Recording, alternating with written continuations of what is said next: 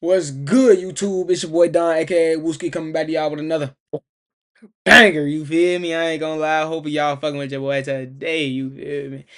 Fuck with your boy on, bro. But other than that, you feel me? We finna get right into this Tentacion killer finally breaks his silence after, I guess, you feel me? After how many years? We don't know.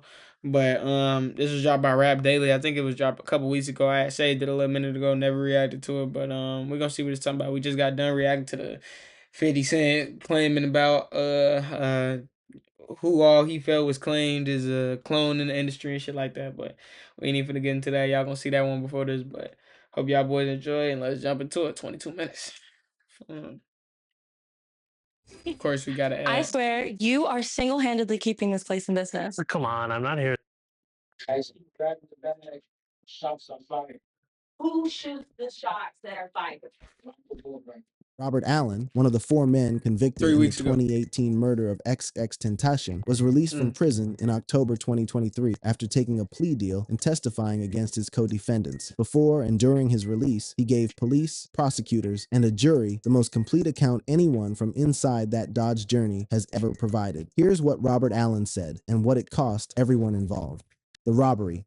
On June 18, 2018, Yase Dwayne Ricardo Onfroy, the rapper known as XXXtentacion, withdrew approximately $50,000 in cash from a Bank of America branch in South Florida. He put the money in a Louis Vuitton bag. Then he drove to Riva Motorsports, a motorcycle and watercraft dealership in Deerfield Beach, Florida. His step-uncle, Leonard Kerr, was in the passenger seat of his black BMW i8. Onfroy was 20 years old. He was looking at motorcycles. He did not come back. Earlier that year, Onfroy had been making headlines both for his music and for the legal proceedings that surrounded him. His debut album had just dropped. His fan base was following his every move online. He was the kind of person whose car model you could identify from an Instagram post, whose daily movements were public enough that a man at a probation office months earlier had recognized him and filed the memory away for later. At that same time, four men from Fort Lauderdale were in a rented black Dodge Journey Go back, cause I never public knew it enough that was a man it at a was 4. probation I ain't office gonna lie, I months knew it was earlier like had 2 or 3. recognized him and filed the memory away for Trying to see later. their At that face.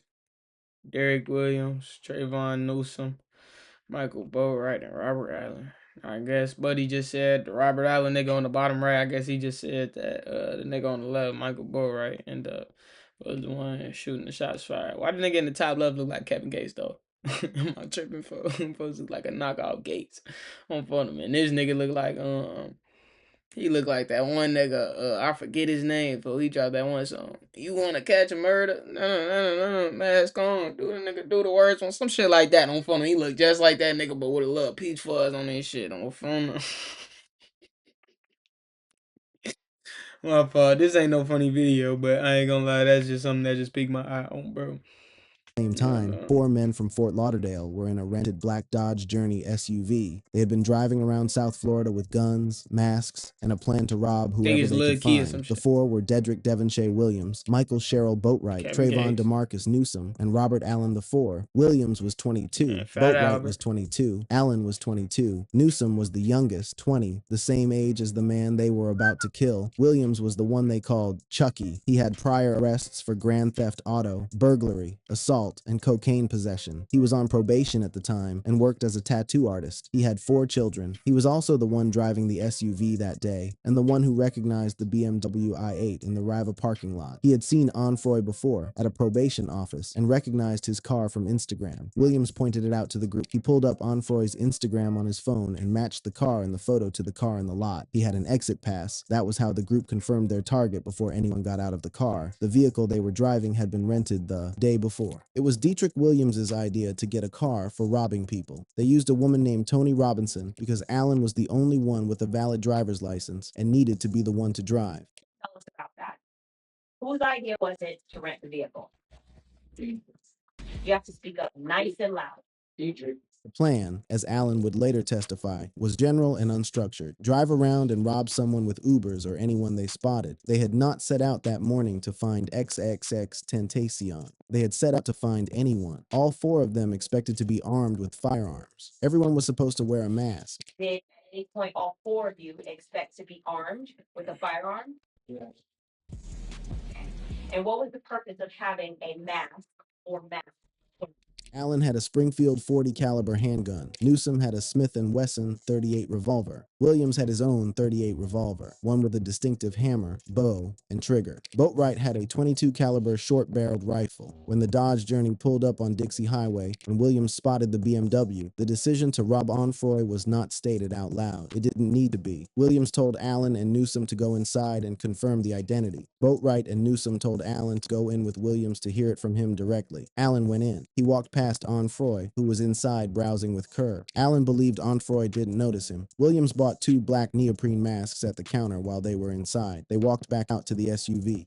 If I'm not mistaken, all 3 of them had. In the car, Allen said it was not a good idea. He told the group that he and Williams had already been captured on the store's surveillance. Boatwright and Newsom hesitated. Then Williams asked if they were scared. Boatwright said something to the effect of, "All right, we're gonna get him." Newsom agreed. Allen refused to get out. He was already on camera. Boatwright and Newsom put on masks and hoodies. Williams would stay at the wheel. The Dodge Journey moved across the street and parked. They waited 8 minutes and 35 seconds. That wait was captured on surveillance video. At trial, the lead prosecutor, Pascala Chile, played the footage in silence for the jury for the full duration. 8 minutes and 35 seconds of stillness and waiting to show them what premeditation looks like in real time. When Onfroy and Kerr came out of the dealership and got into the BMW, Williams moved. He pulled the Dodge Journey forward and blocked the BMW's exit. Boatwright and Newsom got out fast. Boatwright came to the driver's side window with the rifle.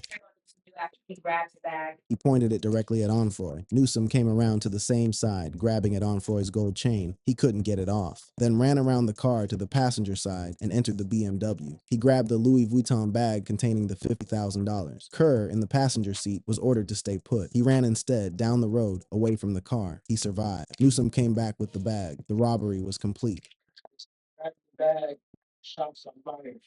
Who shoots the shots that are fired? Where does he shoot them from? What side of the car? So if XXX is in the driver's seat and Michael Boatwright is in the driver's side, the shots are coming onto XXX's left side or right side? Which side? Yes. Then, 3 shots entered Onfroy's neck. 2 bullets remained inside his body, one fragmented. The gunshots clipped the upper lobe of his left lung and grazed his aorta. Onfroy was unarmed. He had not reached for anything. The bag was already gone when the shots were fired. He was pronounced dead at Broward Health North Hospital at 4:51 p.m. EDT. The 4 men fled in the Dodge Journey. They crashed it during the getaway and eventually made their way back to Allen's house on 17th Court. Williams caught an Uber separately. They killed this man over 1 year of working. I know 50 bands sound like a lot, bro, and it is, bro. 50 bands is a lot of fucking money. But gee, you gonna touch over hundreds of thousands of millions of dollars in your lifetime, whether you realize it or not, bro. It's just about what you do with that shit, nigga. Y'all killed this nigga over 50 fucking bands that y'all wasn't even able to spend, and then y'all macked the fucking rental on the way back to the crib after y'all murked this nigga, bro. That shit is crazy, bro. All y'all niggas deserve to burn, G. Like, that shit is crazy as fuck, bro. Cause like, nigga, I get it. I even get the robbery, you feel me? Y'all seen the rabbit. Folks told y'all it wasn't right. Y'all probably thought he was, oh yeah, bro, on some scary shit, whatever. This, that, da, da, da, da, da. Cool, whatever. Y'all go through with the robbery. Y'all get the bag. Y'all get the money. X was a fighter, G. I ain't gonna lie. I know that's why it took y'all so long to get the money, because he didn't want to just give y'all that shit, boy. So he was probably fighting y'all niggas back. But y'all had the bread, bro. Y'all down there knew this nigga ain't had no gun on him. His uncle then hopped out the car, ran away, folks. Y'all went in the store, made sure it was this nigga on surveillance. The nigga even said, yeah, y'all on surveillance. I don't think we should do this shit. Y'all still went through with it. End up killing this nigga. Knowing who the fuck he is, knowing the face and the fan base that he has, bro, is crazy, bro. Y'all did this shit over 50 bands that y'all didn't even get to fucking touch for real. Y'all didn't even get to spend the money, bro. And if y'all did, nigga, y'all didn't get to use the shit that y'all spent it on. You feel me, bro? Like, that shit is retarded to me. Excuse my language. At the house, they opened the bag. Okay, so what was in the bag? Money. How much? 50,000. They split the cash into 4 50 piles. fucking bands. Williams, Boatwright, and Newsom each took $15,000. Allen, who had stayed in the car, received $5,000. Boatwright argued Allen hadn't participated enough to deserve an equal share. The gun I was just finna say, boy, this nigga, first off, he snitched because it's cut for one. Two, bro, y'all took this nigga money and then went and flexed it on IGG. Like the bank wasn't gonna have the serial numbers of what cash they just ran out for. Not even just to sit. Nah, they do that shit too, bro. Sometimes, bro, they match serial numbers to shit that was spent, bro. That shit is guns crazy. left Hello.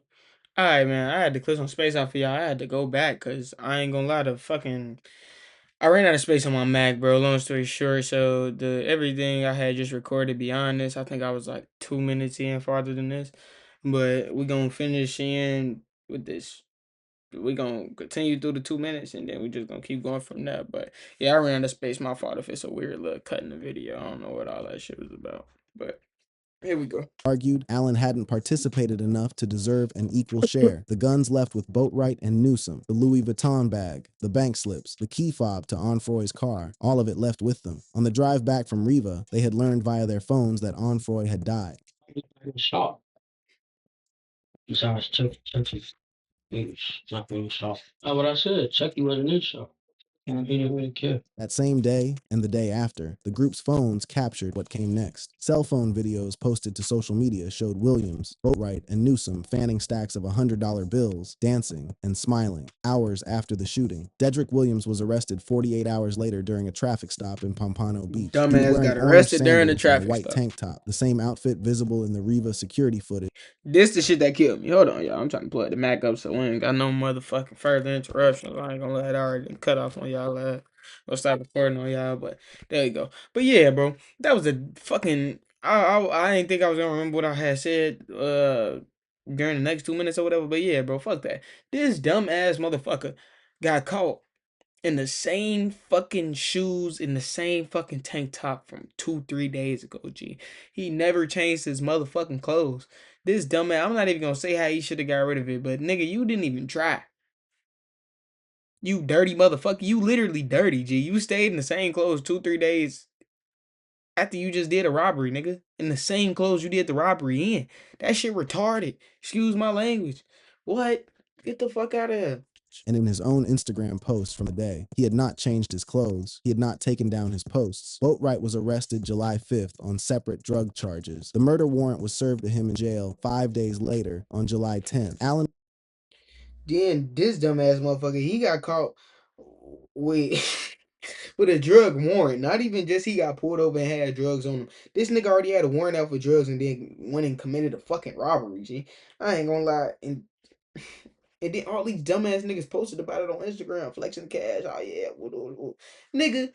The niggas back home know y'all niggas broke, G. So like, y'all think y'all just popping up with this money? Ain't nobody questioning it, bro. Be for real. In the same state, didn't move. Don't like. Come on, gang. was arrested in Georgia on July 26th, more than a month after the crime. He had traveled there with Boatwright before the two split off in separate directions. Trayvon Newsom turned himself in at his attorney's office on August 7th. He was the last of the four to be taken in custody. All four were charged with first-degree premeditated murder and armed robbery with a firearm. They were indicted by a grand jury in July 2018. The case was on camera from the moment Williams walked into the dealership to the moment the SUV disappeared down the road. Then these niggas bought the mask in the fucking store that they robbed him outside of. Like you went in the store, bro. Hold on. My OBS to you? No, okay. But yeah, bro, you went in the fucking store, bought the mask that you was finna rob the nigga with, bro. And then went and robbed this nigga all on video. And this was back in like 2016, G. It was before the cameras and the AI and the fucking video detection and the facial recognition. All that shit was going on, G. Like, it was still going on. It just wasn't as high scale as it is now, bro. And y'all niggas still did the fucking dummy, bro. Y'all dumb as hell. Retarded at that. Detectives had the group buying masks. They had them waiting in the lot. They had the ambush. They had the getaway. What they needed, Stupid the as inside hell. story of who decided what, who said what, and why a robbery that was already over still ended with a 20-year-old shot dead in his seat, was going to come from someone inside the car. That person was Robert Allen. The testimony. Robert Allen was, on paper, the least violent figure in that Dodge journey. He had stayed in the car. He had taken the smaller share of the money. He had even said, out loud before the robbery happened, that it was a I bad don't think we idea. should But rob he had this nigga. also confirmed Onfroy's identity inside the store, helped plan the logistics of the vehicle rental, taken the $5,000, and said nothing to police for weeks. None of that made him innocent, and the prosecutors knew it. What it made him was useful, because the story he could tell, if he told it fully and truthfully, was exactly the kind of story that could seal 3 first-degree murder convictions. Getting him to tell it fully and truthfully was the work of a detective named John Curcio, who went by Mongo, and an interrogation room in Broward County that Allen would later describe as making his claustrophobia set in. The interrogation has since been posted online and circulated widely. It begins with the formalities of any recorded statement, a swear-in, introductions, the presence of Allen's attorney. Then Curcio, methodical and patient, starts from the beginning. The easiest way to start talking about the case you're under arrest for, which is XXX's case. Let's talk about the car, the Dodge Journey. What follows over the next half hour is a slow excavation. Allen hedges at first, Nigga look using I like a think snitch. and I guess when asked for specifics. Curcio calls him on it repeatedly. He points out that small lies make the big things hard to believe. He tells Allen that fingerprints are already on the car, that camera footage already puts him inside the Driftwood apartment complex getting into the journey, that Chucky, Williams, has already told a version of events. Bit by bit, Allen starts filling in the picture. He describes how Williams organized the rental, how Tony Robinson's name went on the app because the others couldn't. He describes arriving at Chucky's house before going to Riva, the group watching TV, the conversation about masks. He describes coming up Dixie Highway toward the dealership when Williams first spotted the BMW and said it was him. He describes being told to go inside and confirm it. All right. What kind of gun did Bo right have? When everything on the IHOP value Then menu they is hit us just with a $6, minute fucking you can ad. go all out. Something like small, Alright, we back. real small, Okay, well, like that, like a rifle or a handgun? right? He names the weapons. He places the guns at Chucky's house. He confirms who had what. He describes the moment in the parking lot when Williams said to rob Onfroy of his jewelry, bracelets, necklaces, rings, and the conversation in the car where he said it was not a good idea and nobody listened. Okay, and what happens is when they see him? So Chucky cuts him off. He describes the return to his house, the money in stacks of 10,000, the split, the immediate aftermath, driving back from Riva with the reality of what Then these niggas went back to his crib after the fact. Probably all on video. had just happened. Okay, so you guys had to talk about something. It was basically me talking to him. I was just, I'm gonna go to jail for the rest of my life. They're like, you'll be all right. It's not, ain't not gonna happen to you. The interrogation Sound gave good as hell. investigators the bones of a confession. The plea deal, nearly 4 years later, would require Allen to give them the flesh. On August 12, 2022, Allen pleaded guilty to second-degree murder and armed robbery with a firearm. The first-degree premeditated murder charge, the one carrying mandatory life, was dropped in exchange for his full cooperation and testimony at the trial of Williams, Boatwright, and Newsom. Allen understood the terms clearly. This nigga smiling for one. And then two, you see how they get you? They gave this nigga a dummy deal to snitch on the rest of them niggas.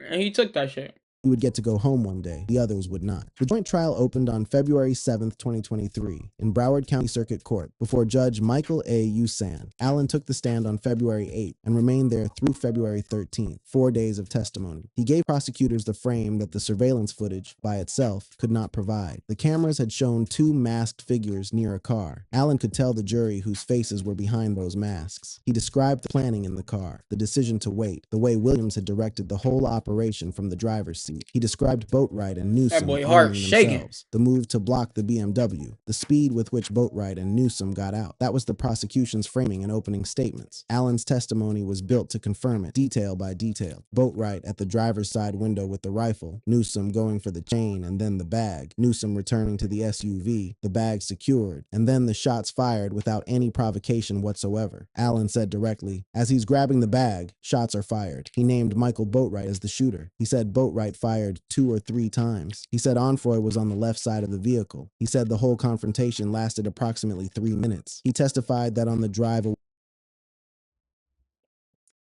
Excuse me. But it took y'all 3 minutes to rob this nigga, and nobody saw nothing. Like 3 minutes is a long time, bro. I know we watch fights and NBA games and this and that. Like that shit can go by fast, bro. But when you imagine you was drowning for 3 minutes straight, nigga, that's just gonna be the fucking longest 3 minutes of your motherfucking life, G. Like, so imagine getting robbed, bro. That was the longest 3 minutes of his life ever, bro. Right before it ended. And these dumbass niggas took that long to rob him, bro. That's how you know he was in there fighting them, bro. Like, they really some hoes. That shit is crazy. Like, niggas rob banks in under 3 minutes. I'm sorry, bro. Like, 3 minutes to get a fucking chain in a bag?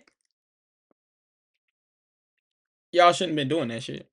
Away from Riva, the group learned Onfroy had died. Boatwright turned the music up. Defense attorneys spent days dismantling him. They called him a 12-time felon. They called him a career liar motivated by self-preservation. They accused him of altering his story between the 2018 interrogation and the 2023 trial to match what prosecutors needed. The attorney for Boatwright was particularly aggressive, pressing Allen on every inconsistency, every hedge, every I think and I guess from years earlier. Allen did not collapse. He admitted he wanted a lighter sentence. He admitted he was not a reliable person by any standard measure. But he also said this, well, I definitely would like to get a lighter sentence, yes, but I definitely have remorse. I mean, I sit and look at the stand and see people crying, and I'm trying to do my best to get Onfroy's family and friends and his fans justice. The defense also had to contend with the fact that every specific thing Allen said could be checked against physical evidence, and it matched. DNA extracted from the black neoprene masks purchased inside Riva and used during the robbery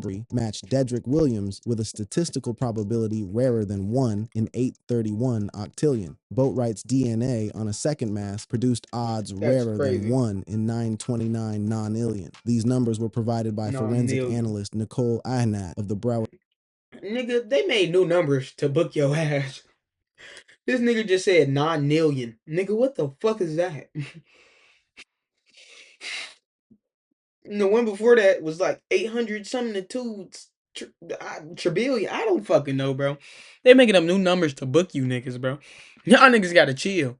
County Crime Lab. Boatwright's phone had pinged at Reva at the exact time of the shooting. I'm sorry, I know I'm pausing a lot, but if you don't like it, get the fuck off my channel. But other than that, bro, I ain't gonna lie. Like, they do this shit too, bro. You dumbass niggas doing robberies with your phones on you.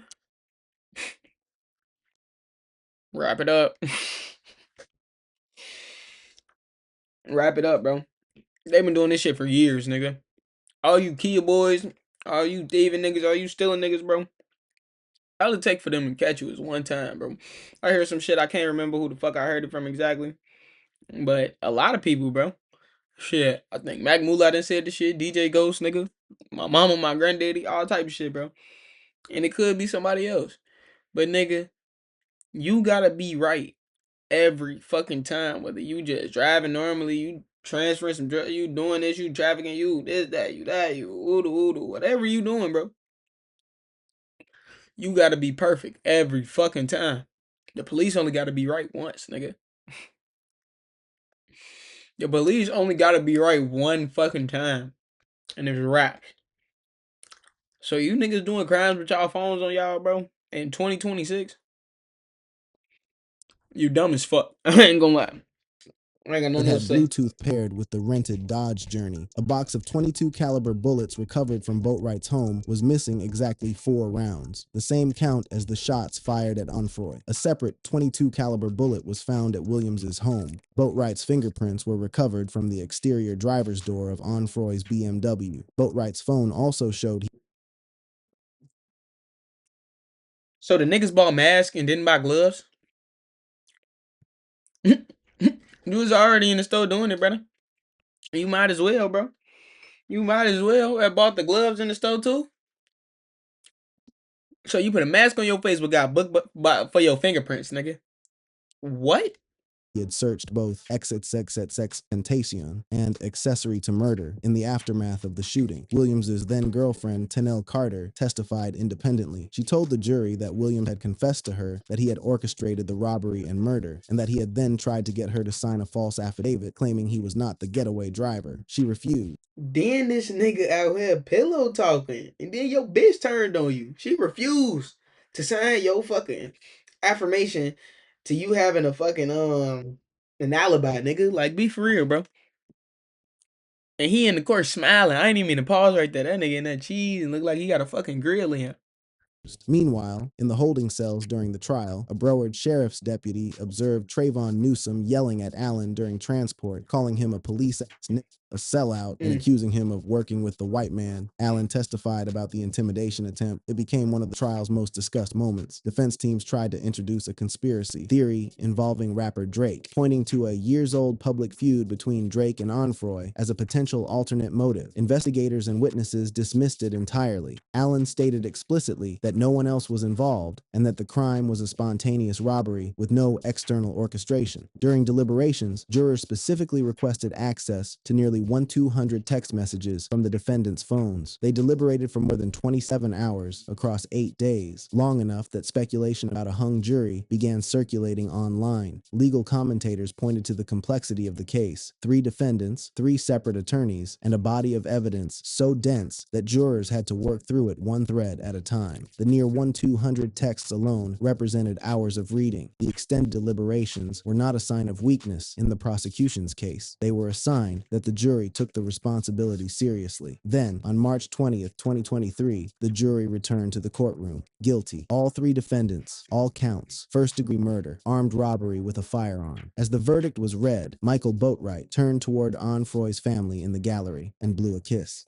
The release sentencing day was April 6, 2023. 3 men stood before Judge Michael A. Usan and waited to hear the number of years remaining in their lives, a number that turned out, for all 3, to be the same, every single one. For Trayvon Newsome and Dedrick Williams, the sentence was life in prison without the possibility of parole. Mandatory, non-negotiable, handed down with the quiet procedural efficiency of a verdict whose math had already been settled. For Michael Boatwright, the one who had fired the shots, the one who had blew a kiss at the dead man's family, it was heavier still. 2 consecutive life sentences without parole, plus a consecutive 30 years. Judge Usan looked at Boatwright directly and said, "You turned a robbery into a murder. On that day when you stood there and fired that weapon, you didn't just end 1 life. You effectively ended 5 lives, including your own. You will spend the rest of your life in prison, in a cell that has a stainless steel slab attached to the wall. That's your bed. And next to it is a stainless steel sink and a stainless steel toilet. And one day, they'll come and open up that cell in the morning, and you'll have passed on. And only on that day will you have served your sentence." Boatwright sat through it and showed nothing. 6 weeks later, on May 17th, 2023, Robert Allen stood in that same courtroom for his own sentencing. What the room heard from him was the thing the other 3 had never provided in any meaningful form: acknowledgement of what had been done, directed at the people it had been done to. He told the judge, "If I have to die in prison, then so be it. I know the risk I was taking. Let justice be served. Please forgive me." Judge Usan noted that Allen had shown what he described as genuine remorse, a quality conspicuously absent from the 3 men sentenced before him. The judge also cited the work Allen had done beyond this case. He had provided information that led to probable cause in an unrelated ZMF gang cold case murder, and prosecutors had told the court he had put his own life at risk by cooperating against gang affiliates. Onfroy's family had been consulted before the plea was finalized. They accepted the arrangement. Allen was sentenced to 7 years in prison, with credit for approximately 4 years, 9 months, and 21 days already served in pretrial detention. The math left him with roughly 2 years to serve. In practice, the sentence had almost already been served. The time spent waiting for the trial to happen had counted as the sentence itself. On October 26, 2023, Robert Allen IV was released from prison. He walked out to 20 years of probation, a sealed home address, weekly phone check-ins with his probation officer, mandatory in-person meetings every 6 weeks, and a standing court order prohibiting any contact with Onfroy's family. He was not permitted to resurface publicly. He was not permitted to become a story. For a while, he didn't. The world, for the most part, moved on. Then came October 2024. From inside Martin Correctional Institution in Florida, where Boatwright was housed following his conviction, the shooter found a way to unlock his phone and access Instagram. What he posted was the same unguarded defiance he had shown in every other moment since the day he fired 3 shots into a 20-year-old 24-year-old's neck. "I'm not sorry for nothing I did." He added that he was not an evil person. The post spread immediately. Onfroy's mother publicly responded. Fans who had been following the case since 2018 saw it and remembered everything all over again. The clip circulated on YouTube, TikTok, Twitter, and Instagram, reaching people who had never heard of Boatwright and people who had never forgotten him. The irony of the post, that the same man whose own phone had betrayed him through searches and location pings and Bluetooth connections to a getaway vehicle, was now once again using a phone to broadcast his state of mind from inside a prison, was not lost on anyone. 1 month later, Dedrick Williams made a different kind of move. In November 2024, his attorneys filed an appeal brief arguing that Drake, the Toronto rapper whose public feud with Onfroy had been extensively discussed during the original trial, should be reconsidered as an alternate suspect. The brief pointed to an Instagram post and cited the old enmity between the two artists as grounds for reasonable doubt. Drake had already been subpoenaed during the original trial. He had already been excused by the judge. Investigators had explicitly ruled out any celebrity involvement throughout the proceedings. Allen had stated under oath that no one outside the group was involved. The appeal produced no new evidence. As of early 2026, the convictions have not been overturned, and Williams remains at Wakulla Correctional Institution, serving life without parole. Boatwright's own direct appeal, filed as Michael Boatwright versus State of Florida, case number 4D-12-23-0975, was denied by the Florida District Court of Appeal in 2025. The court rejected arguments about severance from co-defendants and challenges to the sufficiency of the evidence. The convictions stand. The sentences stand. Robert Allen, in the meantime, had been building something quieter. In September 2025, the court granted him permission to travel across the United States for work as a licensed CDL truck driver. His address remains sealed. His probation remains active. No violations have been reported. No new charges have been filed. He is somewhere on a road in the United States on probation until 2043, driving. In March 2026, the story went viral again, not because anything new had happened, but because the internet had found it again. Facebook pages, Instagram accounts, Threads posts, and X threads recirculated mugshots and old news clips under headlines reading XXXtentacion murder, suspect Robert Allen released after 5 years. Many of the posts placed the release in 2025. Some framed it as a brand new development. Allen had in fact been released in October 2023, more than 2 years before the posts began circulating. The outrage the posts generated was real. The timeline was wrong. But the underlying question the viral wave was really asking, the one that doesn't have a clean legal answer, was the same question it has always been. Is what Allen received actually justice? The prosecutorial answer is coherent and documented. Lead prosecutor Pascal Achille said it plainly in closing arguments. Plans hatched in hell do not have angels for witnesses. Co-conspirator testimony comes from co-conspirators. Without Allen, the masks might still be anonymous, the roles might still be disputed, and 3 men might still be in the kind of legal limbo that erodes cases over time. The deal was the mechanism by which the other 3 received the sentences they received. The human answer runs differently. Onfroy was 20 years old, shopping for motorcycles, with $50,000 in a bag he had legally withdrawn from his own bank account. 4 men recognized his car, confirmed his identity, bought masks in his presence, waited 8 minutes and 35 seconds in a parking lot, blocked his exit, robbed him at gunpoint, and then shot him 3 times after the robbery was already over. One of those 4 men, the one who said it was a bad idea and took the money anyway, is driving a commercial truck somewhere in the United States today. The other 3 will die in cells with...